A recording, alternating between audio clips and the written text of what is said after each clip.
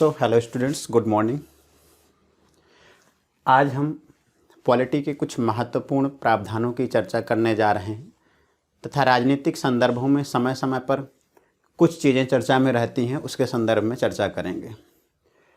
आप सभी लोगों ने एंटी डिफेक्शन लॉ अर्थात दल बदल के बारे में सुना ही होगा। तो आज हम यह जानने की कोशिश करते हैं कि दल बदल क्या होता है और दल बदल से संबंधित अवसरवाद को रोकने के लिए कौन से कानून भारतीय संविधान के अंतर्गत कौन से प्रावधान स्थापित किए गए हैं या कौन से कानून, नियम या विनियमों को संसद या विधानमंडलों के द्वारा बनाया गया है। हम सबसे पहले पृष्ठभूमि की चर्चा कर लेते हैं कि दल बदल आखिर होता क्या है। यूपीपीसीएस में पिछले सालों एक टर्मिनोलॉजी का प्रयोग हुआ प्रश्न पूछते वक्त कि क्रॉसिंग द फ्लोर क्या होता है। यूपीपीसीएस प्रिलिमिनरी एग्जामिनेशन में एक क्वेश्चन पूछा गया कि क्रॉसिंग द फ्लोर क्या होता है। 4 विकल्प दिए गए थे, उनमें से हमें किसी एक का चुनाव करना था।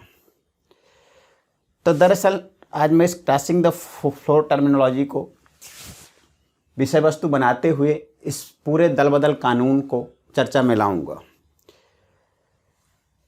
60 और 70 के दशक की राजनीति में हरियाणा विधानसभा में एक प्रथा प्रचलित हुई जिसके अंतर्गत राजनीतिक दलों के सदस्यों के द्वारा राजनीतिक अवसरवाद यानी पद के लालच या फिर धन के लालच से अपने राजनीतिक दल, जिस राजनीतिक दल से वो चुने गए थे और विधानसभा के अंतर्गत आए हुए थे, अपने राजनीतिक दल को छोड़कर दूसरे राजनीतिक दलों की ओर भाग रहे थे। यह प्रक्रिया समाप्त नहीं हुई।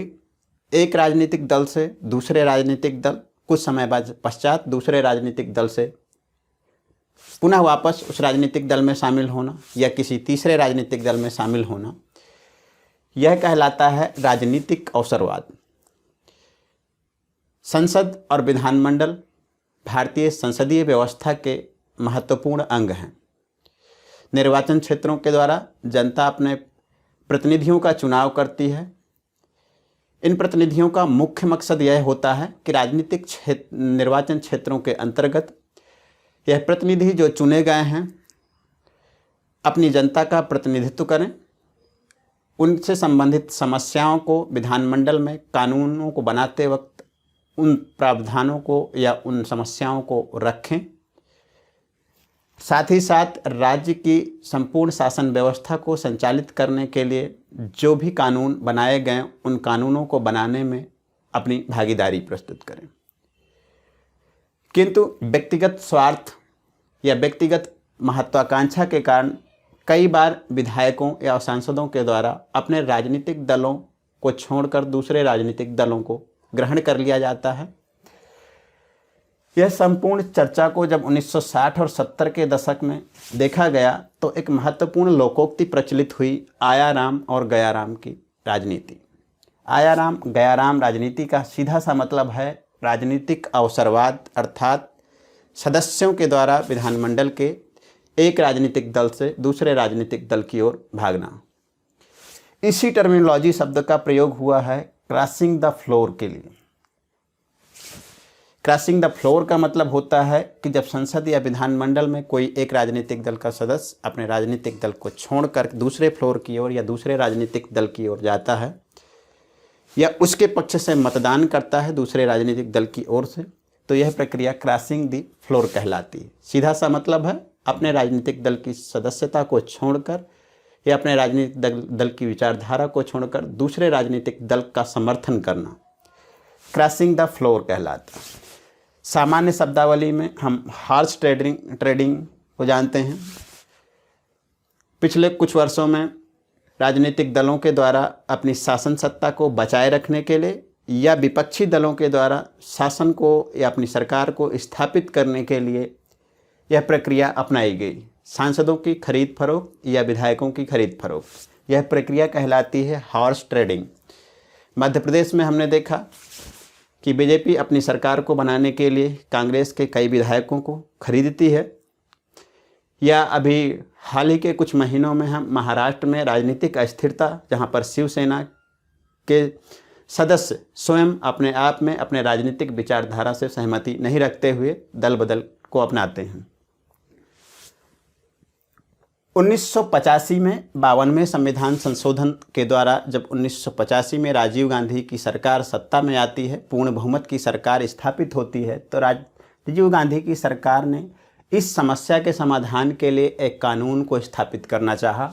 उस कानून को अनुसूची 10 के तहत लाया गया। हम सभी जानते हैं कि भारतीय संविधान में कुछ विषयों से संबंधित कुछ अनुसूचियां हैं। मूलतः भारतीय संविधान में 8 अनुसूचियां थी। वर्तमान समय में संविधान में कुल 12 अनुसूचियां हैं। उन 12 अनुसूचियों के क्रमांक नंबर 10, जो 10वीं अनुसूची है, उसमें दल बदल कानून के बारे में चर्चा की गई है। दल बदल कानून को 52वें संविधान संशोधन राजीव गांधी सरकार के द्वारा स्थापित किया गया। इसमें कुछ प्रावधान हैं कि अगर किसी एक राजनीतिक दल की सीट पर या उसकी टिकट पर कोई सदस्य चुनकर आता है विधानमंडल में या संसद में, तो अगर वह निम्नलिखित में से इन प्रक्रियाओं को अपनाता है तो ऐसी स्थिति में क्या उस पर दल बदल कानून की शर्तें लागू होंगी या नहीं। तो डिस्क्वालिफिकेशंस के पैमाने कुछ दिए गए हैं। मतलब अगर कोई सदस्य इस दल बदल के अवसरवाद को अपनाता है तो कुछ निर्धारित मानदंड यहाँ पर प्रस्तुत किए गए हैं। पहला प्रावधान यह है कि अगर राजनीतिक दल की सदस्यता को त्यागने पर अगर कोई व्यक्ति समाजवादी पार्टी की टिकट पर सत्ता पे आया, विधानमंडल में गया, और बीजेपी वर्तमान सरकार अगर उसे एक लालच देती है कि आप हमारे राजनीतिक दल में शामिल हो जाओ, हम तुम्हें मंत्री बना देंगे या हम तुम्हें किसी भी प्रकार की अन्य सहायता उपलब्ध करा देंगे, तो ऐसी स्थिति में क्या दल बदल का कानून लागू होगा। तो हाँ, राजनीतिक दल की सदस्यता को त्यागने पर या छोड़ने पर दल बदल का कानून लागू होता है। ऐसा भी होगा कि अगर कोई राजनीतिक दल किसी एक पार्टी की सीट से या टिकट से चुनाव लड़ा है और उस दल की सदस्यता को त्याग देता है, तो वह उस समय से विधानसभा का सदस्य या संसद का सदस्य नहीं रहेगा। दूसरा, राजनीतिक दल एक अपने दल को त्याग करके किसी दूसरे राजनीतिक दल में शामिल होता है, तब भी उस स्थिति में राजनीतिक दल का जो सदस्य है, विधानसभा का जो सदस्य है, संसद का जो सदस्य है, वह अपने सदस्यता को खो देता है। दूसरा है विप। विप के बारे में समझ लेते हैं। हम सभी जानते हैं कि भारतीय राजनीतिक प्रणाली में बहुत से समुदायों का अलग अलग प्रतिनिधित्व करने के लिए पार्टियां बनी हुई हैं। कुछ राष्ट्रीय पार्टियां हैं, कुछ राज्य के स्तर की पार्टियां हैं, तो कुछ क्षेत्रीय पार्टियां हैं। हर पार्टी विधानसभा या संसद में प्रतिनिधित्व करती है अपने सदस्यों के माध्यम से अपने समुदायों का। तो हर उस राजनीतिक दल का जब विधानसभा में कोई भी कानून बनता है, कोई मतदान की प्रक्रिया अपनाई जाती है, या किसी प्रस्ताव या संकल्प का समर्थन करना होता है या विरोध करना होता है, तो उस स्थिति में हर राजनीतिक दल अपना एक महत्वपूर्ण नेता चुनता है। उस नेता का कार्य क्या होता है कि उस राजनीतिक दल के सभी सदस्यों को गाइडलाइंस जारी करना कि आप किसी विषय पर मतदान करोगे या नहीं, किस दिन आपको विधानसभा में उपस्थित होना है, किस दिन विधानसभा में अनुपस्थित होना है। तो उन सभी चीज़ों के लिए जो गाइडलाइन प्रोवाइड करता है हर राजनीतिक दल का एक मेंबर, उसे विप कहा जाता है। तो यहाँ पर सीधा सा मतलब है राजनीतिक कानून, इस दल बदल कानून के अंतर्गत, कि अगर आप अपने राजनीतिक दल के उस विप को, सचेतक को, जिसने गाइडलाइन जारी करता है, अगर उसके निर्देशों का उल्लंघन करते हो, तो विप जो विधानमंडल या संसद का जो स्पीकर होगा या सभापति होगा, उससे यह अनुशंसा कर सकता है कि ऐसे व्यक्ति की सदस्यता को समाप्त कर दिया जाए। हो सकता है कि वह कुछ दिनों के बाद संतुष्ट हो जाए। उसमें लगभग 15 दिनों का समय टाइम स्केल दिया जाता है कि अगर 15 दिन के अंतर्गत उस व्यक्ति को क्षमा कर देता है विप, तो वह उसकी सदस्यता को खत्म नहीं करते हैं स्पीकर। अदरवाइज विप चाहे तो उस राजनीतिक दल के सदस्य की सदस्यता को समाप्त करवा सकता है। तीसरा प्रावधान है कि अगर मान लीजिए मैं निर्दलीय तौर पर किसी निर्वाचन क्षेत्र से या किसी विधानसभा या संसदीय क्षेत्र से चुनाव लड़ता हूँ, मुझे किसी राजनीतिक दल ने अपनी टिकट से चुनाव लड़ने की सहमति नहीं दी, निर्दलीय लड़ते हुए भी मैं चुनाव जीत जाता हूँ, विधानसभा में अपने निर्वाचन क्षेत्र का प्रतिनिधित्व करता हूँ, हो सकता है कि जो वर्तमान राजनीतिक दल उस राज्य या की सरकार चला रहा हो, उसके दल के कुछ सदस्यों के द्वारा राजनीतिक दल को या उसकी पार्टी की सदस्यता को त्याग दिया हो, उसे अन्य राजनीतिक दल के सदस्यों की ज़रूरत हो, या कुछ ऐसे सदस्यों को कि जो निर्दलीय सदस्य हैं उनकी ज़रूरत हो। ठीक है, तो यहाँ पर पहला प्रावधान यह है कि वह हो सकता है कि राजनीतिक दल का सदस्य निर्दलीय सदस्यों को अपने राजनीतिक दल पर आमंत्रण दे, उन्हें कहे कि आप हमारी राजनीतिक पार्टी में शामिल हो जाओ। तो ऐसे लोगों पर भी यह कानून लागू होता है कि अगर आप निर्दलीय तौर पर सदस्य चुने गए हैं विधानमंडल के या संसद के, और आप उस टेन्योर में या उस कार्यकाल के दौरान किसी राजनीतिक पार्टी को ग्रहण करते हैं, उसकी सदस्यता को ग्रहण करते हैं, तो ऐसी स्थिति में निर्दलीय सदस्य की सदस्यता को भी समाप्त किया जा सकता है। तीसरा प्रावधान है, हम सभी जानते हैं कि आंग्ल भारतीय समुदाय या राज्यसभा के अंतर्गत राष्ट्रपति के द्वारा कुछ महत्वपूर्ण क्षेत्रों जैसे समाज सेवा, कला, विज्ञान, साहित्य आदि क्षेत्रों से कुछ मनोनीत सदस्यों को नियुक्त किया जाता है। मतलब सदस्य कुछ मनोनीत किए जाते हैं ऐसे क्षेत्रों से। हो सकता है कि वह मनोनीत सदस्य आगे चलकर किसी राजनीतिक दल की सदस्यता को ग्रहण कर लें, तो उन पर एक प्रावधान है कि अगर कोई भी राजनीतिक दल के मतलब मनोनीत किया गया है राज्यपाल के द्वारा कोई सदस्य विधानमंडल में या राष्ट्रपति के द्वारा राज्यसभा में या लोकसभा के अंतर्गत, तो ऐसी स्थिति में अगर उसको किसी भी प्रकार का दल बदल कानून के अंतर्गत 60 दिन के मनोनयन के बाद 60 दिन के बाद किसी राजनीतिक दल की सदस्यता को ज्वाइन करता है, तो ऐसी स्थिति में उसकी सदस्यता को लोकसभा अध्यक्ष या राज्यसभा का सभापति या विधानमंडल का अध्यक्ष उस मनोनीत सदस्य की सदस्यता को खत्म कर सकता है। तीसरा प्रावधान है 2/3 या 2/3 की सीमा। हर राजनीतिक दल अपने निर्वाचन क्षेत्रों से अपने समुदायों का प्रतिनिधित्व करता है विधानमंडल पर, किंतु अक्सर यह देखा गया है कि किसी राजनीतिक दल के सदस्य अपनी राजनीतिक पार्टी की विचारधारा से सहमत नहीं होते, या हो सकता है कि कई बार उन्हें राजनीतिक षड्यंत्र के अंतर्गत लालच दिया जा रहा हो कि आप अपनी पार्टी को त्याग करके हमारी पार्टी ज्वाइन कर लो, या मंत्री पद का लालच दिया रहा हो। तो ऐसी स्थिति में सदस्य कई बार अपने राजनीतिक दल की सदस्यता को छोड़ करके दूसरे राजनीतिक दल में शामिल होने का प्रयास करते हैं।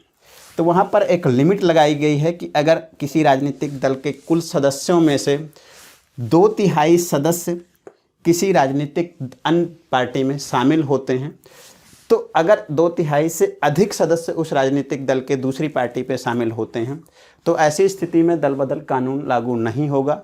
अन्यथा 2/3 से कम सदस्यों के द्वारा अपनी पार्टी को छोड़कर दूसरे पार्टी में जाने पर उन्हें भी सभापति या स्पीकर के द्वारा उनकी सदस्यता को समाप्त किया जा सकता है। यह प्रोविज़न 2/3 का प्रोविज़न 91st कॉन्स्टिट्यूशनल अमेंडमेंट 2003 के अंतर्गत लाया गया। पहले मूल कानून के अंतर्गत 1/3 की लिमिट लाई गई थी, किंतु यह देखा गया कि 1/3 की लिमिट को लाने के बाद भी दल बदल कानून की प्रासंगिकता उतनी सफल नहीं हो पा रही थी। उस समय भी कई राजनीतिक दलों के सदस्यों के द्वारा 1/3 की सीमा के बावजूद भी अपने राजनीतिक दल की सदस्यता को त्याग कर या उसका उल्लंघन कर दूसरे राजनीतिक दलों में शामिल होने का प्रयास किया जा रहा था। अब हम यह समझ लेते हैं कि दल बदल कानून पर अंतिम निर्णयकर्ता कौन होता है। तो जिस भी सदन का लोक सभापति, अगर हम संसद की चर्चा करें तो वहाँ पर 2 सदन होते हैं, लोकसभा और राज्यसभा। लोकसभा में लोकसभा का अध्यक्ष होता है जिसे हम स्पीकर कहते हैं सामान्यतः। विधानसभाओं में विधानसभा अध्यक्ष नियुक्त किया जाता है सरकार की तरफ से, और राज्यसभा के अंतर्गत सभापति, जिसे उपराष्ट्रपति के नाम से जानते हैं, राज्यसभा का चेयरपर्सन होता है।